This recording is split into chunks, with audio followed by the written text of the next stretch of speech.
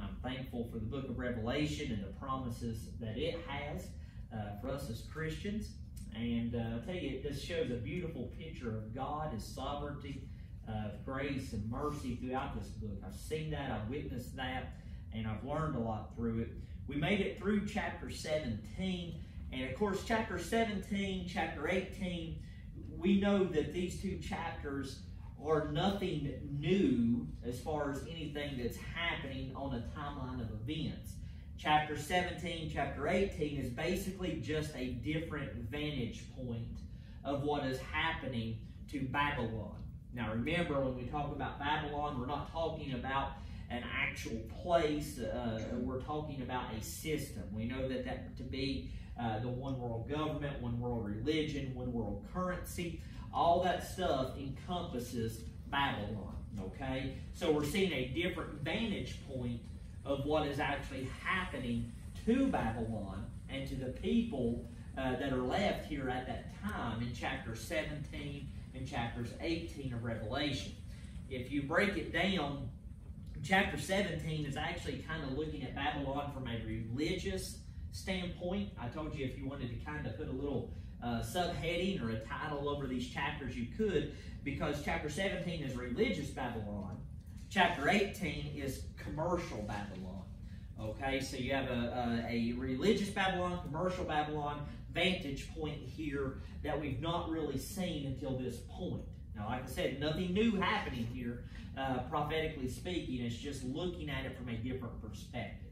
And I hope that makes sense. But chapter number 18, verse number 1, it says, and after these things, after what things? After the things that happened in chapter 17, talking about the great city and that being the capital city of Babylon, the centerpiece of Antichrist's empire. It says, after these things, I saw another angel come down from heaven, having great power, and the earth was lightened with his glory.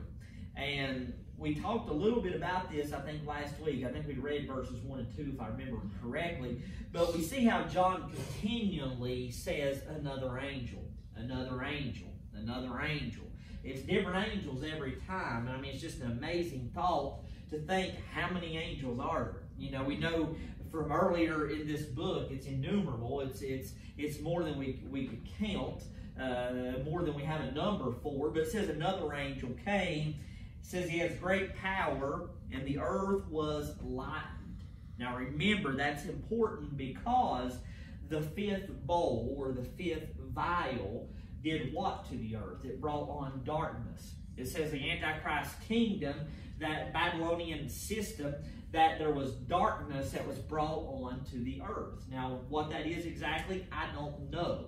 I don't know exactly how it's going to be dark here. I don't know if it has something to do with the power grid, all the things happening, knocking out power everywhere, or what happens. I don't know. I just know it says that it's going to be darkness.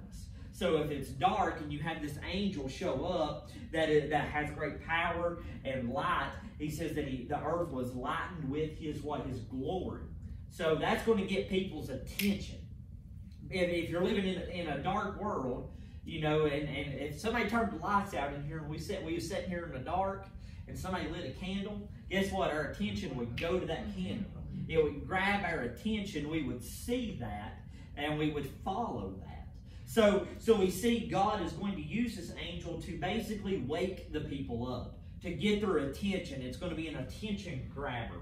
And he goes on to say in verse number 2, it says, and he cried, talking about the angel, he cried mightily with a strong voice, saying, Babylon the Great is fallen, is fallen. Now notice there he said it twice, didn't he? We've seen that before. He says, Babylon the Great is fallen, is fallen. We know that this what the world would see as a great system, a powerful system, the government, the money, the currency, the religious aspects. They would see it as power and authority and greatness. And that angel says that great city, that great system, that great thing that everybody fell in love with and lusted after and fornicated with and things like that, it's fallen. He says it's fallen. Numerous times through the book of Revelation, God reminds its reader, God reminds us that, hey, it's not going to last forever. That Babylonian system, the Antichrist rule, all that stuff is going to be just a short time. It's not going to last forever. For the Christian, for the saved, for the redeemed, for God's children, guess what? We're on the winning side.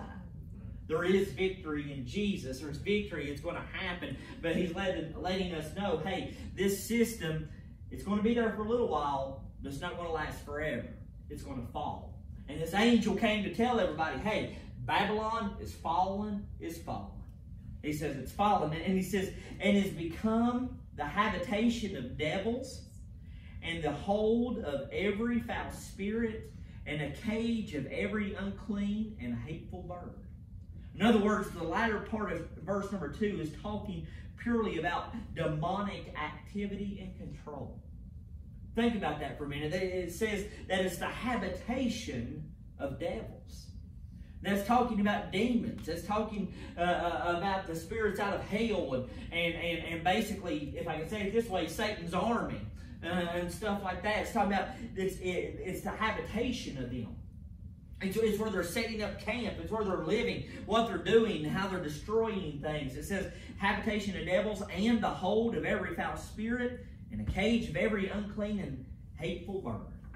All that stuff right there that it's talking about and stuff, it is nothing good. It's demonic activity, demonic control. And, you know, Paul told us we wrestle not against flesh and blood, but principalities and darkness and the things we can't see. It's that realm around us that we just can't see into. And listen, if we could some way, somehow, I've said this before, if we could somehow put on spiritual glasses and see into that realm around us, it would scare us to death. Of the things, of the spiritual warfare, the spiritual battles that are happening around us. It's happening from Genesis all the way through Revelation. It's always happened. And we've seen that force and that battle of good versus evil. And thankfully we can't see into that, but if we could, it would scare us to death. Of the good versus evil. You want to know the things going on in our country today. I mean, we turn the news on and we see and we're like, how in the world could somebody do that? How in the world could something like that happen? Demonic activity. It's things we can't see. It's the devil running rampant through our land and causing the hate and the violence and all this stuff we're seeing and everything. And I've said it many times before. I believe 2020, this year, we're seeing the great falling away. We're seeing God take His hand off of Satan little by little and allowing him to do more. I believe we're seeing that. I believe we're witnessing that in our time, in the time which we live. And we think, how could that person do that? How could these people possibly believe that? You know, and I'm thankful that God gives us a sound mind and stuff, and I'm thankful for Him giving me a sound mind and knowing what His Word says and standing on that and stuff like that. But the other side, they just don't think the way we think. They don't believe the way we believe. They don't have what we have. Listen, there's people out there that are basically a puppet right now to the devil. I mean, it's out there. It's happening. I mean, look at what's going on just with this whole, I'll say the whole election and everything. I mean, if you can't see spirits of good versus evil, I mean, you're blind. I mean, just turn the news on and listen to it. See it. I mean, it's happening right before our eyes. And what's sad, though, is what's going on today, what's happening today, is nothing compared to what's going to happen. I mean, what's to come, what's going to happen, it's going to be far worse than it is right now. But it says, in verse number 3, it says, for all nations, notice the word all nations, not some of them. It says, for all nations have drunk of the wine of the wrath of her fornication. And the kings of the earth have committed fornication with her, and the merchants of the earth are waxed rich through the abundance of her delicacies. In other words, her luxury, her riches, her wealth, her goodness.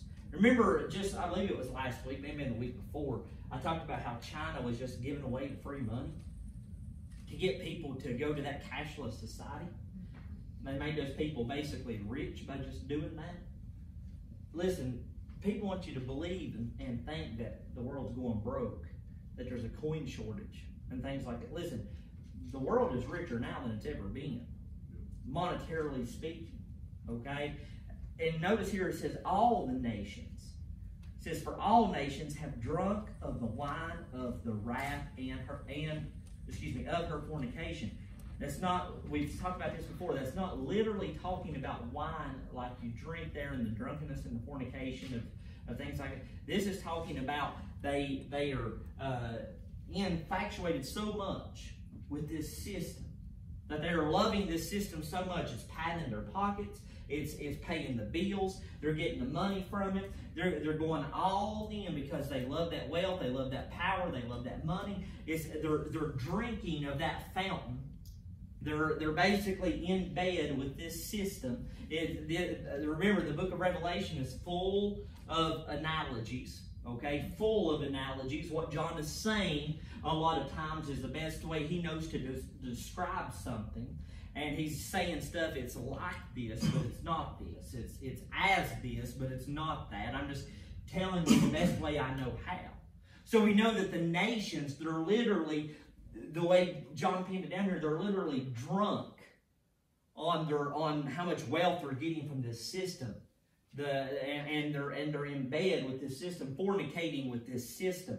And it all goes back to one thing, and that's being idolatry. Being idolatry. You know, I've heard many times people say, you know, money's the root of all evil. That's wrong. Money's not. It's the love of money. That's where people, I've heard that misquoted many times throughout my life. And listen, money can be a good thing because money can help people. Money can get things. Money can do things. But it's that love of money that can get people in trouble. That's where the idolatry can come in. That's where it can be put before God. And you can have issues and problems and get your priorities wrong and things like that. But it says that all the nations have drunk of the wine of the wrath of her fornication. And that's talking about a religious aspect and a commercial worldly aspect. Okay, that kind of encompasses everything there.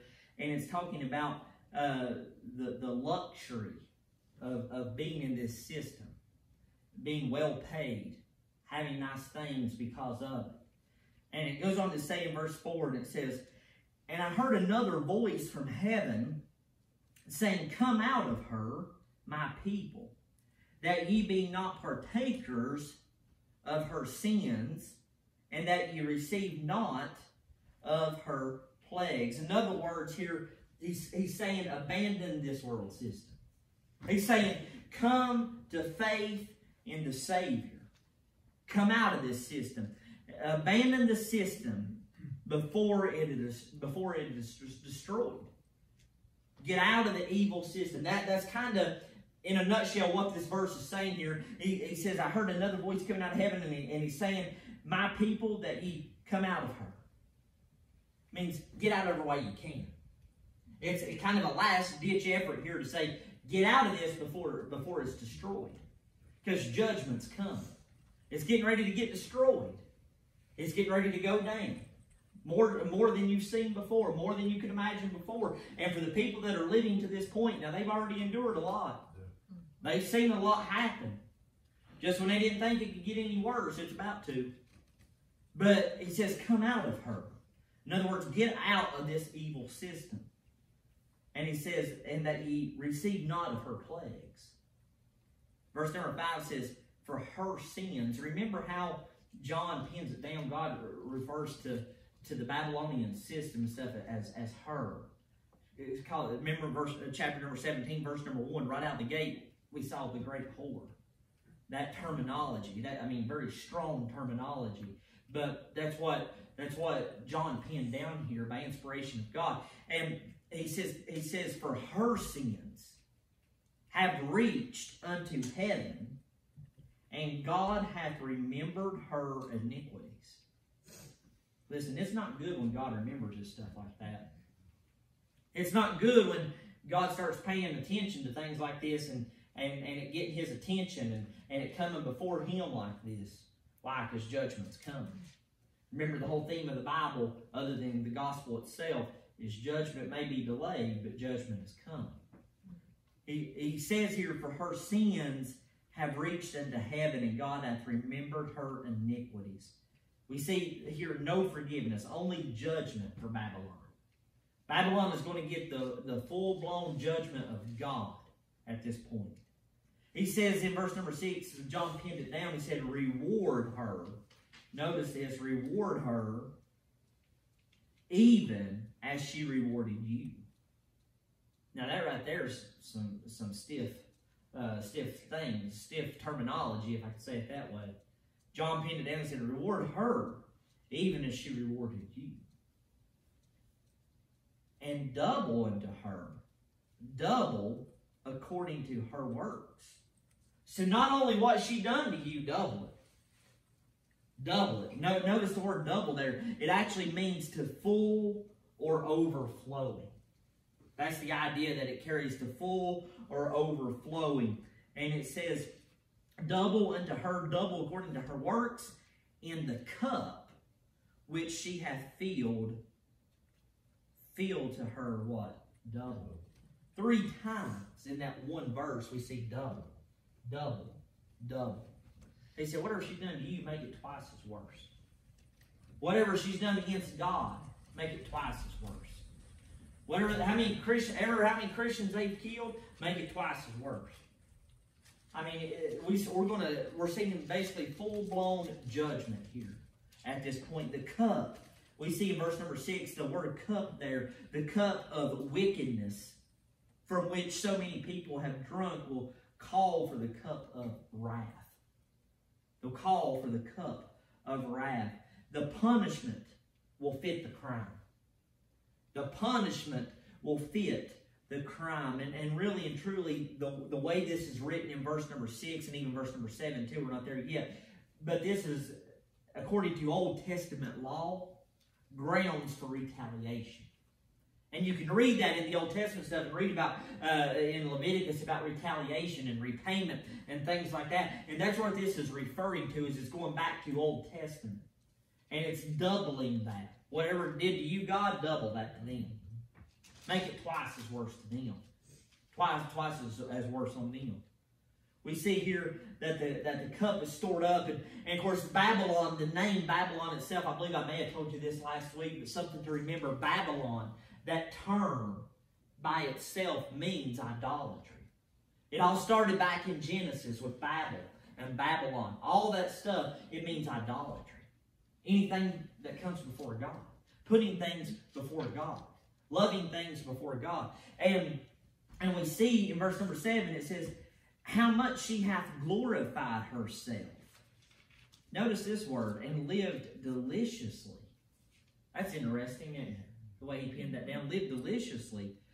In other words, meaning deliciously there also means like luxury, wealth, good, very happy in the way that they live. It's almost like today how we would kind of envision movie stars and sports stars to live. You know, they have no want for anything, and they have tons of money, more money than they know what to do with, and you think, man, I wonder what it's like in their house. You know, they can live how they want, all that stuff. That's what this is talking about. And it says, she lived deliciously. So much torment and sorrow give her, for she saith in her heart, notice this, talking about Babylon here, the system, I sit a queen, and am no widow, and she see no sorrow. In other words, you can see right there where it says, I sit a queen, then it says, am no widow, and see no sorrow. We see pride. We see a very proud description here. We see boastfulness here. We see that them basically put themselves up above everything else and say, I sit clean. I have no sorrow. I'm no widow. We see the pride. And we know pride comes before a fall. You know, that's why America better be careful. A lot of people better be careful. because pride can get in the way of a lot of things, okay? And you take it all the way back and look at Satan himself. He got kicked out of heaven for having some pride about himself and everything. So pride is a very serious issue, a very serious thing. And it says here that it says, I sit a queen and am no widow and see no sorrow. In other words, very prideful in what she's saying here. Basically saying in an arrogant way, I don't need any help. I don't need any help. Have you ever came across somebody like that before? Yeah. Somebody said, I don't need any help. And a couple weeks later, they call you, hey, can you help me with something? Listen, I don't know about you, but I need help every day. First of all, I need help from the Lord to be able to just get up out of bed and do anything. It's all in His hands. It's all because of Him. But listen, I need you. I covet your prayers. I need you. Listen, I need help. I'm not too good to ask for help. And I hope you're not either. But I say we've all came across that where people say, I'll just do it myself. I don't need any help. I don't need this. I don't need that. It's a type of arrogance. It's a type of pride. And listen, that's what this Babylonian system brings. And that's actually what it's talking about here in that verse, kind of in a nutshell. That's what it's saying is, I don't need any help.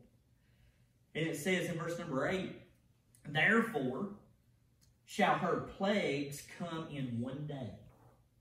Now that does not literally mean a 24-hour period of time. Remember what we talked about in the book of Revelation. A lot of times time isn't the way we think of time. And when it says in one day, basically what that means, that is talking about very fast. Judgment's going to happen quickly. It's going to happen fast. It's not necessarily going to happen in 24 hours. It might, but that's not necessarily what it's saying here. It's just saying that, hey, these judgments, these plagues, it's going to happen fast. There's not going to be any time delay. There's going to be no pause button. There's not going to be no restart. It's going to happen quickly. That's basically what that is saying there, in one day. Notice as her plagues come in one day, death and mourning and famine, and she shall be utterly burned with fire. For strong is the Lord God who judgeth. Now, I don't know about you, but that right there is some scary terminology. Listen, God is righteous.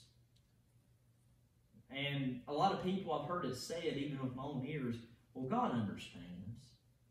No, He don't. Why? Because God is righteous and He expects you to be the same. Amen.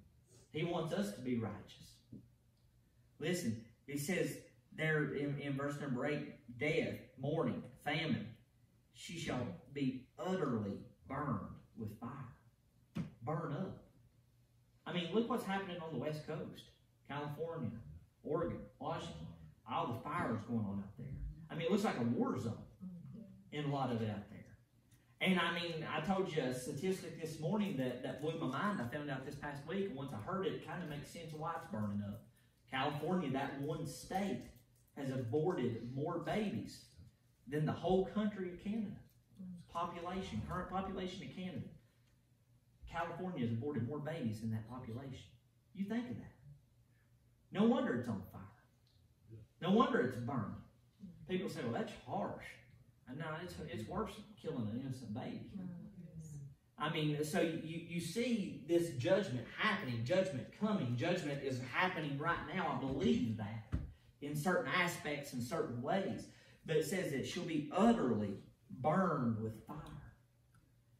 Utterly burned with fire. And then it goes on to tell us, for strong is the Lord God who judgeth her.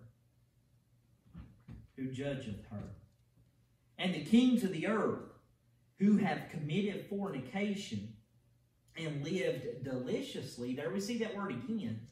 With her, talking about this Babylonian system, talking about the great whore, as it was called in verse number 1 in chapter 17. The kings of the earth, these rulers of the earth who have committed fornication and lived deliciously with her, shall bewail her and lament for her when they shall see the smoke of her burning. That word there where it says lament for her, that actually means to sob openly. I mean, think about that for a minute. Basically, you're going to see these kings, these rulers and stuff out on the streets just sobbing and crying and weeping uncontrollably because they are literally seeing their fortunes burn up. They're seeing the stock market, if there is, even at this point, if there is a stock market, I don't know, but they're seeing their fortunes go away.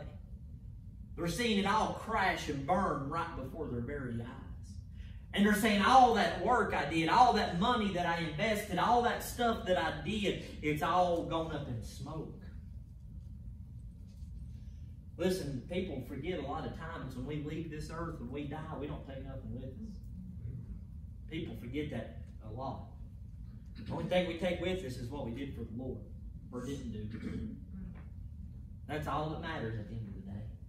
But here you're going to see these kings, these presidents, these leaders, these mayors, these CEOs, whoever, whatever they are at this time, they're going to be out sobbing and weeping and crying because they see their fortune gone. It says there again that word deliciously. I find that interesting how John penned that down. He used it a couple of times here. Said they lived deliciously. You know, and thinking of it from a standpoint of food, we was talking about food earlier and stuff. When something is delicious, we love it. We want more of it. It feels good in our stomach. It's nice in our mouth. We enjoy that.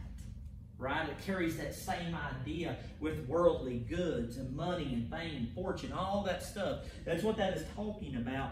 And it says, when they shall see the smoke of her burning, it's just burning up. It's gone. You look out in California and stuff, and it is a horrible thing with the fires.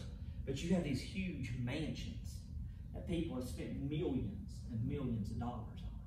They have to evacuate and get out, and that thing just burns up.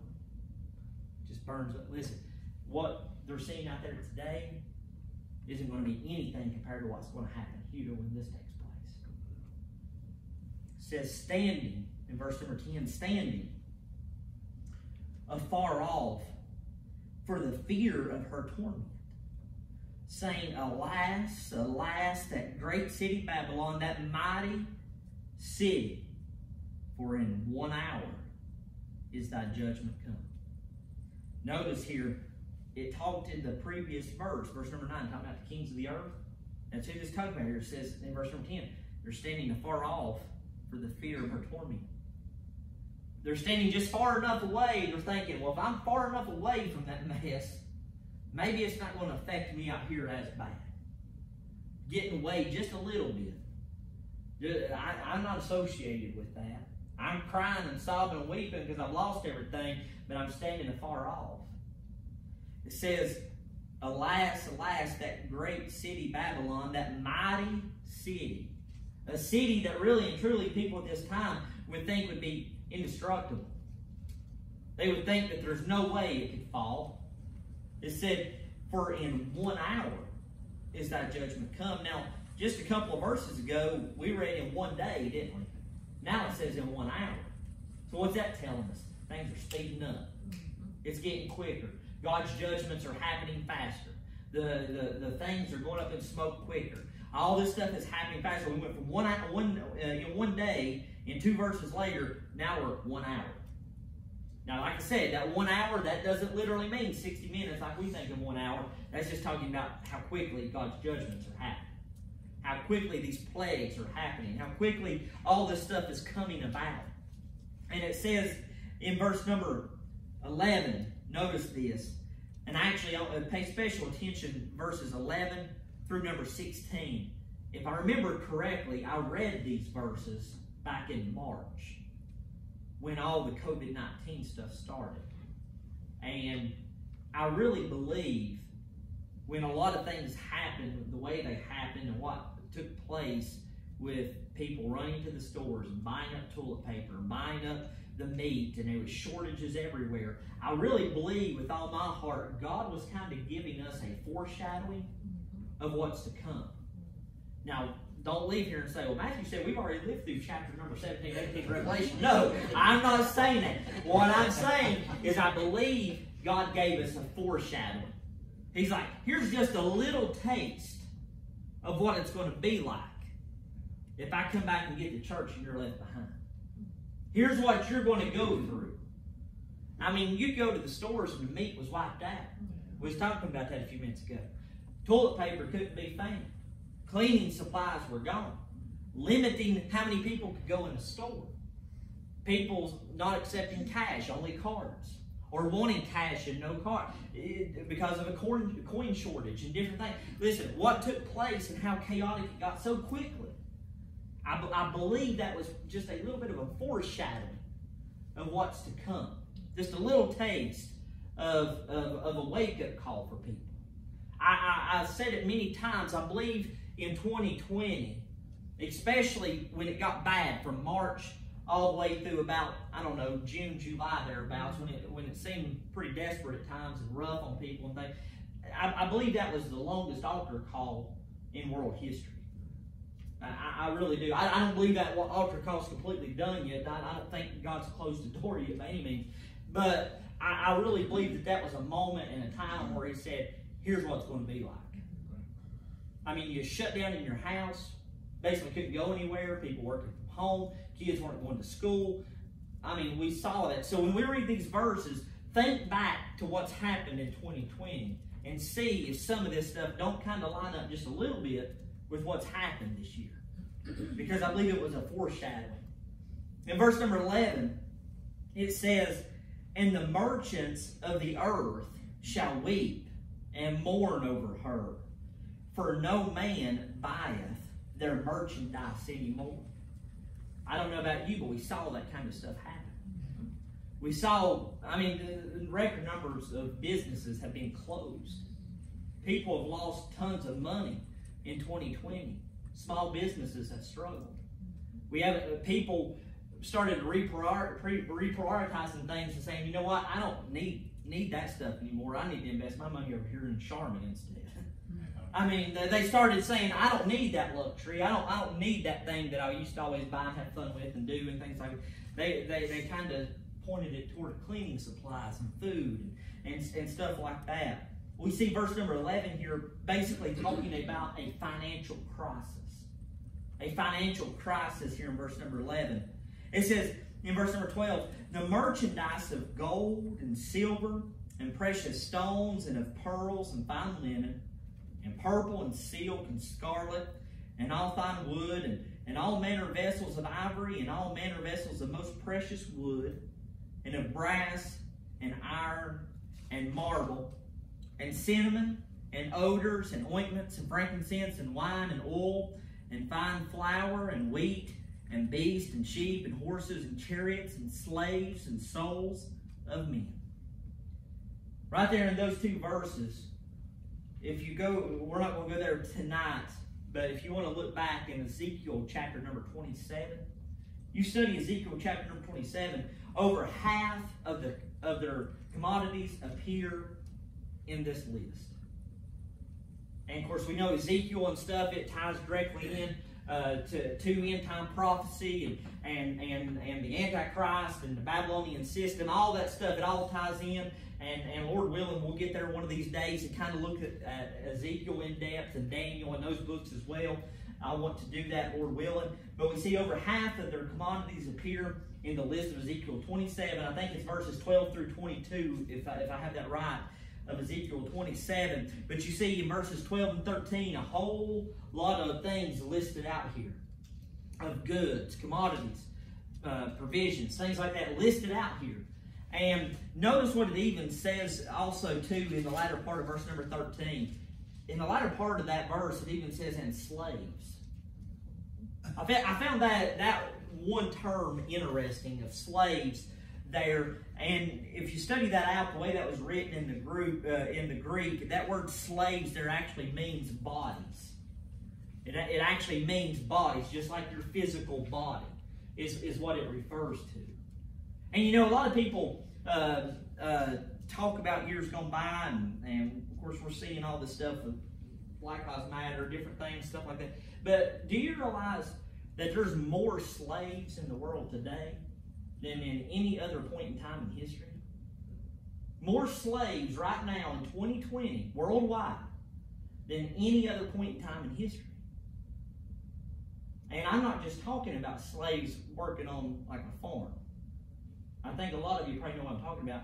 And I believe that when it's talking here in verse number 13, when it says slaves, I can't help but think of a lot of what we're seeing today with sex trafficking, slave trade.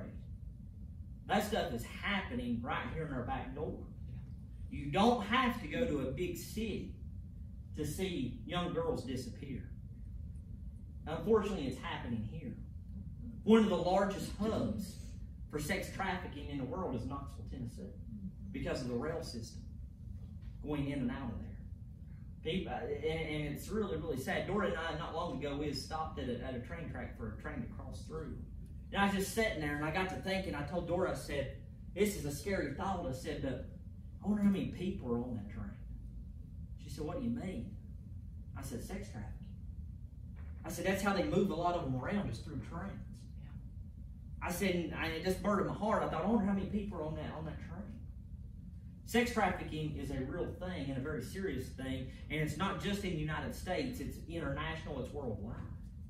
And we know that this Babylonian system, and it talks a lot about the fornication and the power and the money and all that stuff and things like that. There's going to be no doubt at this point in time with all this and stuff, things like actual fornication and stuff like that is going to be running rampant.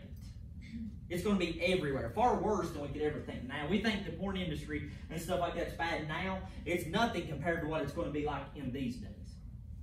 I mean, you think of this Babylonian system of what all that's going to encompass and be like. One world government, one world religion, one world currency. Just one big utopia of people living how they want to, basically.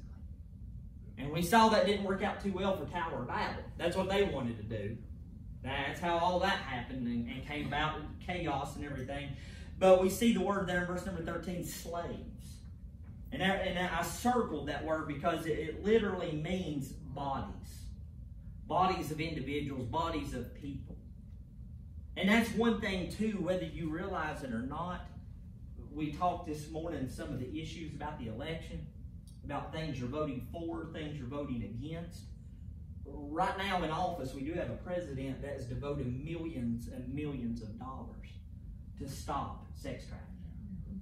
They have found hundreds of children safely because of the money they have invested to do that. And I'm thankful for that. And that's, I mean, issues like that we should be taking note of and looking at.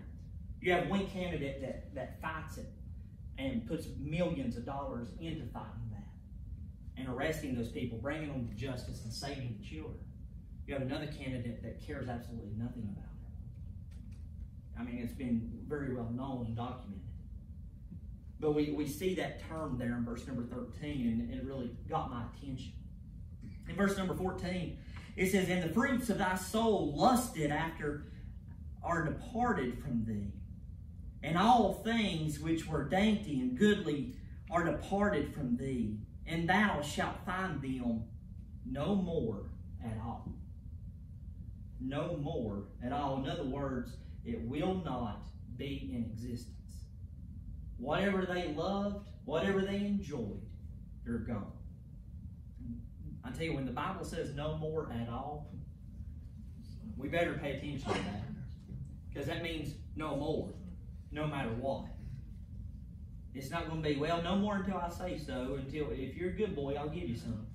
No, listen, no more at all means no more at all.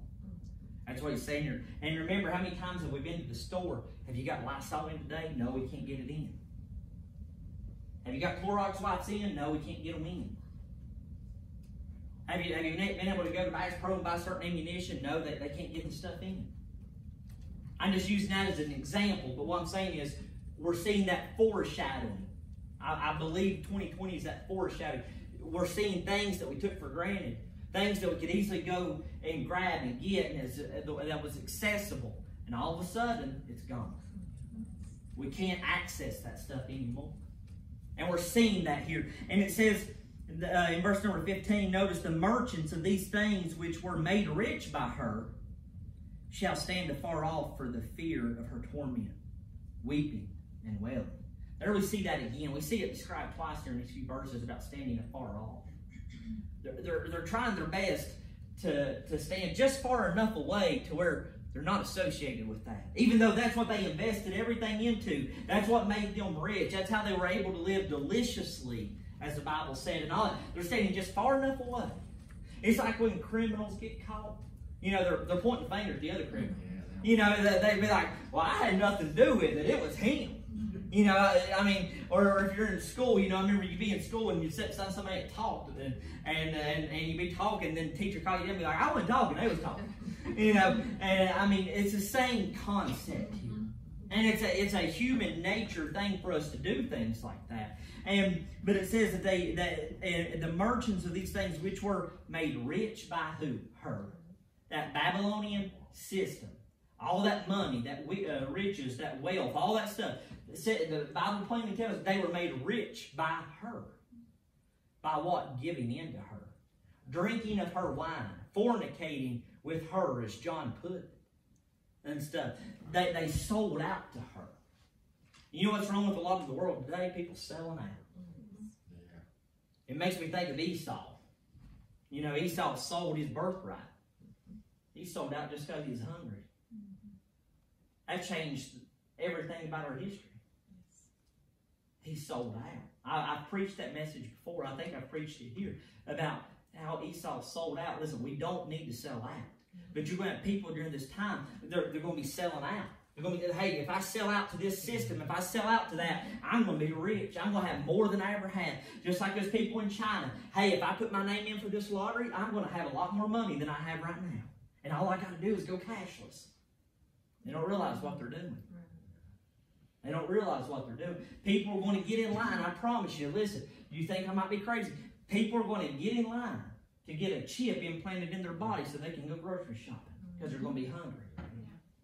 It's going to happen. It's going to happen. That chip's going to be implanted so they can buy food. Because the Bible says that people can't buy or sell without that mark. I believe, and listen, I could be wrong on this, but I believe it has something to do with these chips we're seeing today. That people are starting to be happy about and prideful about. And oh, I can walk up to my snack machine at work and scan my hand and get me a Kit Kat bar. You can have your Kit Kat bar. Yeah. I don't want it. You know, don't give me that. But listen, people are going to be hungry. They're going to be lining up for it. I mean, think about it today, how it is when we go places. If we go to the fair, go down to Dollywood, or wherever we go, what do they want to do if you want to re-enter? They stamp your hand. We'll stand in line just to get our hand stamped so we can re-enter that park on the same day. Don't you think people are going to line up to get chipped to get some groceries at Food City? It's going to happen. It's going to happen. It says in verse number 16, and saying, alas, alas, that great city that was clothed in fine linen and purple and scarlet and decked with gold and precious stones and pearls. Notice it's an exclamation point at the end of that. These people are sobbing and weeping and crying uncontrollably. And they said that system, that city was clothed in fine linen, purple, meaning royalty, and it's scarlet, decked with gold, precious stones, pearls. You think of all that stuff, you think of money. You think of riches. You think of kings and queens and things like that. They're crying out for all that stuff. Oh, that great city that had all that goodness. That had all that stuff. They're crying out for that in verse number 16. In verse number 17 says, for in 1 hour so great riches is come to naught. Here, remember, we went from 1 day to 1 hour. We're seeing 1 hour again, 3 times. Remember, if the Bible repeats itself more than once, everything in here is important, don't get me wrong. But when it starts repeating itself, you better take note of that. It's just like a good school teacher at school. When they start repeating themselves, you better take note of that because it's going to be on the test. I guarantee it. But here we see it in 1 hour again. He says in 1 hour, for in 1 hour, so great riches is what comes to naught. All those precious stones, that gold, that silver, those pearls, that fine linen, that scarlet, that purple, all that stuff, it's came to nothing. It's all burned up, it's all gone, it don't matter. It's come to naught, as John pinned it down. It's come to naught. Now, I don't know about you, but I told you to pay special extra attention from verses 11, 12, 13, 14, 15, 16, all the way down. Does that not sound a little bit like what we went through this past winter, spring, and into summer? Does that not sound a little bit of a foreshadowing, 2020, a little bit of a foreshadowing of what's to come with these verses right here in the book of Revelation? I see a lot of comparison. I see a lot of things that mean the same thing, compare to the same stuff. We see that foreshadowing here. I believe God was kind of giving us a little bit of a taste. And I remember sitting in the car by myself back in March when all this happened, and I got sent home from work, and I never thought I'd see a day where I'd work from home.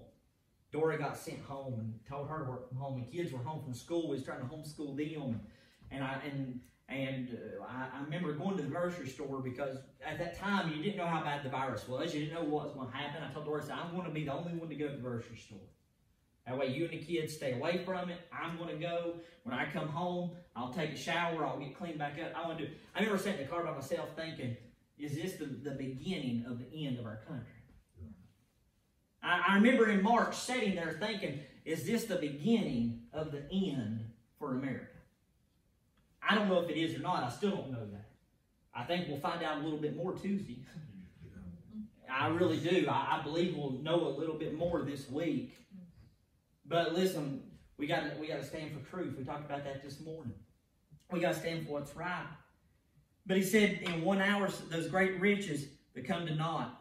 And every shipmaster and all the company and ships and sailors, and as many as trade by sea, stood, what, afar off. Remember, they're standing afar off. They don't want to get too close. All these shipmasters, these boats, these captains of their ships and stuff, of doing the trade and going back and forth from country to country and sailing out there and getting things and bringing in the goods and the products and the money and all that stuff, they're standing afar off. It says, and cried, verse number 18 says, and cried when they saw the smoke of her burning, saying, what city is like unto this great city?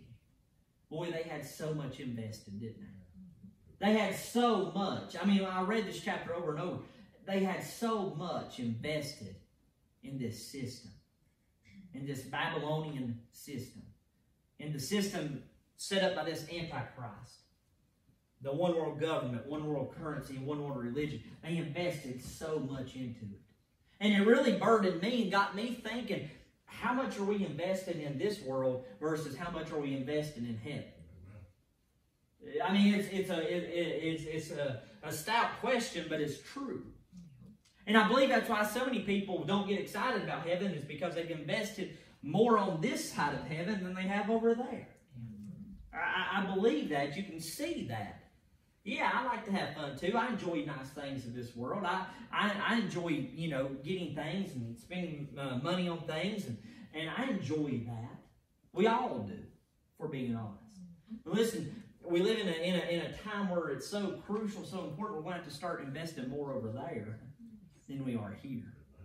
And notice all these people, they're all talking about that great city. They're crying out. We see exclamation points throughout this, and they're crying, and they're weeping, they're sobbing. They're not saying this calmly. They're in pure panic.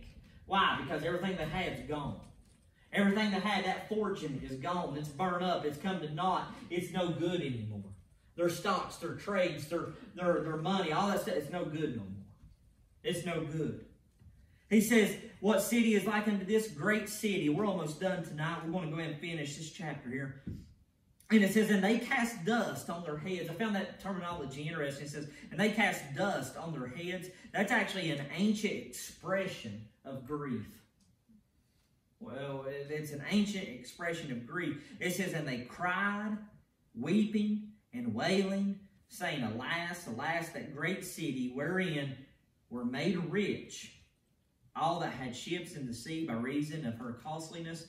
For in 1 hour she is made what? Desolate. No good. She's gone. She can't help herself. We can't help her. It's come to naught. How many times have we seen the people here saying, a great city, a great city, a great city, in 1 hour? We see that terminology again in 1 hour, in one brief period of time, in one brief period of swift judgment from God. It's no good anymore. Their fortunes are literally gone. Their fortunes are literally gone here. We see here in verse number 20, it says, "Rejoice over her, thou heaven, and ye holy apostles and prophets, for God hath avenged you on her." We talked a lot through this book. God's going to avenge them one day. God's going to avenge them one day. Those people say in 1 hour, in one brief period of time, in one brief, swift judgment movement of God, everything we had, everything we know, it's gone. And God says, rejoice over her. It says, rejoice over her, thou heaven, and ye holy apostles and prophets, for God hath avenged you on her. In other words, God, we see now in verse number 20, we've kind of switched the perspective here. In verse 20, we are now seeing what's happening from God's vantage point. Okay? Earlier in this chapter, about when you get to verse number 9, it talks about the kings of the earth. From verses 9 through 19 in this chapter, you're seeing a vantage point from man's eyes. An earthly vantage point of what's happening here with people and their businesses and things like that. But when you get to verse number 20, we switch that perspective, and now we're getting God's vantage point. We're seeing God's vantage point here. We see that the world is in remorse, but heaven's doing what? Rejoicing. We see earth is weeping, but heaven is worshiping. Why? Because finally we see good overcome evil. We see that those apostles, those Christians, the martyrs, all those people, guess what? God has avenged them. He's avenged them. It says in verse number 21, "And a mighty angel took up a stone like a great millstone." If you study that word millstone there, it's a large, heavy stone that was used to grind up grain and stuff like that. Very heavy, very strong. And he says, "And cast it into the sea, saying, Thus with violence shall that great city Babylon be thrown down, and shall be found no more at all." Now, didn't we read that just a few verses ago? No more at all? And we know if the Bible says no more at all, that means what? No more at all. Here's this mighty angel taking this grindstone and this millstone, and it was used to grind grain and stuff like that. And a millstone in the Bible is a sign of judgment. When you see millstone, and it's a grinding stone, he said, we're going to cast them out, and they'll be found no more. No more at all. He says, the angel even says that great city Babylon be thrown down, and shall be found no more at all. Notice this, verse number 22 and 23. Check this out. It says, and the voice of harpers and musicians, and of pipers and trumpeters shall be heard no more at all in thee. And no craftsman of whatsoever craft he be shall be found any more in thee. And the sound of a millstone shall be heard no more at all in thee. And the light of a candle shall shine no more at all in thee. And the voice of the bridegroom and of the bride shall be heard no more at all in thee. For thy merchants were the great men of the earth. For by thy sorceries were all nations deceived. So what's that saying? Well, basically, the way I pinned this down is basically there's going to be no more music, no more industry, no more preparing the food, no more power for light, no more weddings, because God will destroy the deceivers and the deceived. Everything, whatever's left at this point, it will be gone. It will be destroyed. And he says in the latter part of verse number 23, he says, for by thy sorceries were all nations deceived. He's going to take care of the ones that were deceived, and also the ones that were the deceivers. He's going to take care of it in one swift judgment. It says, and in her was found the blood of prophets and of saints, and of all that were slain upon the earth. That's a powerful verse there. The ones, basically the system, this Babylonian system, killed. Because remember, you take it back and go back through all this. You look at the two witnesses. You look at the 144,000. You look at the ones that were converted from different times, saved. Listen, the Antichrist is basically going to open up open season on Christians that are on the earth at that time. This system, this Babylonian system, whoever it killed, and even not just during this 3.5 year stint, 3.5 year period of time, it's even going to go back from Genesis to Revelation. Whatever saint, whatever prophet, whatever martyr, whatever they've been killed, going to be what? Avenged. They're going to be avenged. It says, and in her, in that system, in that Babylonian system, in her was found the blood of prophets and of saints and of all that were slain upon the earth. God will avenge them. It's going to happen one day. It's going to happen one day. Verse number 22, verse number 23, those two verses right there, you read that, that's a big wake-up call thinking, wow, there's not going to be anything going on. And that really and truly is almost kind of like a foreshadowing of what's happened in 2020 as well. Think about it. You can't go there for a while. You couldn't go out to eat. You couldn't do this. You couldn't do that. They discourage you from having family get-togethers. I even heard in California, they got rules set up as far as Thanksgiving goes with your family. It's like, correct me if I'm wrong, is it no more than 6 people for Thanksgiving? 6 people. Yeah, and then you have to like be outside or something like that, breathing smoke, I guess. Yeah. I mean, it's just unbelievable the guidelines that they set up. That I heard that this past week. They got guidelines for they're discouraging family get-togethers for Thanksgiving. I've seen people's weddings canceled this year, people's weddings rescheduled this year. A lot of what you read in verse number 22 and 23 when it says that stuff's found no more at all, we haven't found it too much in 2020. So you can see how chapter 17 and chapters 18 of the book of Revelation, I believe in my mind, and this is just me believing what I believe through study and stuff, I believe we're seeing a foreshadowing of all this stuff in the year 2020. God's just given us a little taste of what it's like. And He's like, listen, if you aren't ready, here's what you're going to go through. Only it's going to be a whole lot worse. Your worst nightmare couldn't imagine what you're going to go through. All the merchandise gone, all the jobs gone, all the money gone, all the music gone, no more weddings, no more celebrations, all that stuff gone. That sounds a lot like 2020, don't it? I can't help but think of 2020 being a foreshadowing of chapters 17 and 18 of Revelation. But we see chapter 17 and 18, these two chapters, a different vantage point, a different point of view of this Babylonian system.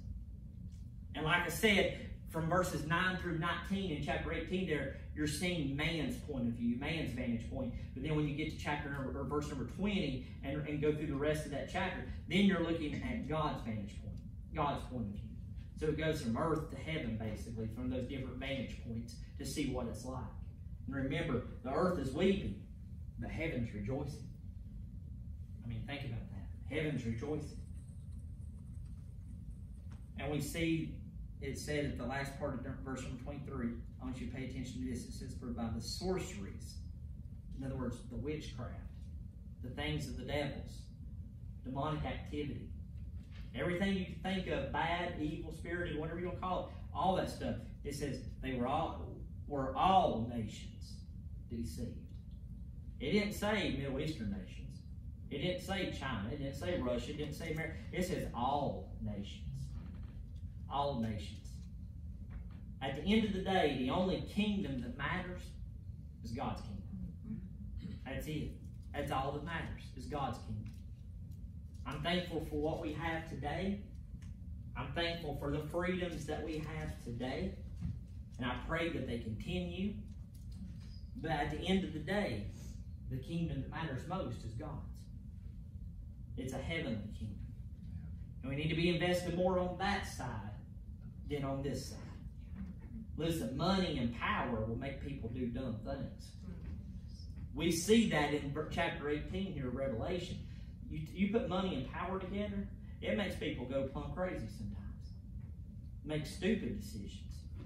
I mean, how many times do we hear on the news? And I remember saying this stuff when I was younger and stuff. A sports athlete or whatever, and they sign a contract for millions of dollars, and then 2 weeks later they be found, driving drunk and go to jail. And I'm like, man, if I had that kind of money, I wouldn't do that. We've all said stuff like that. But the truth is, you put power and money together, it makes you do some dumb things. Because that love of money will become an idolatry. And that's what this whole Babylonian system is. Remember the word Babylon? Babel, it means idolatry. That's what it all stems back to.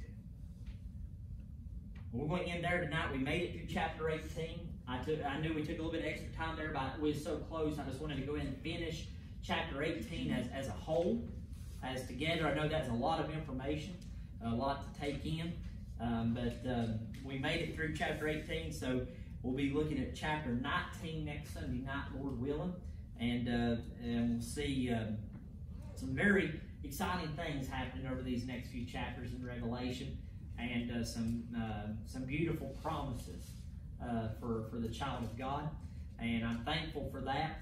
And we'll get into chapter 19 next Sunday night, Lord willing. But I thank you so much for being here tonight.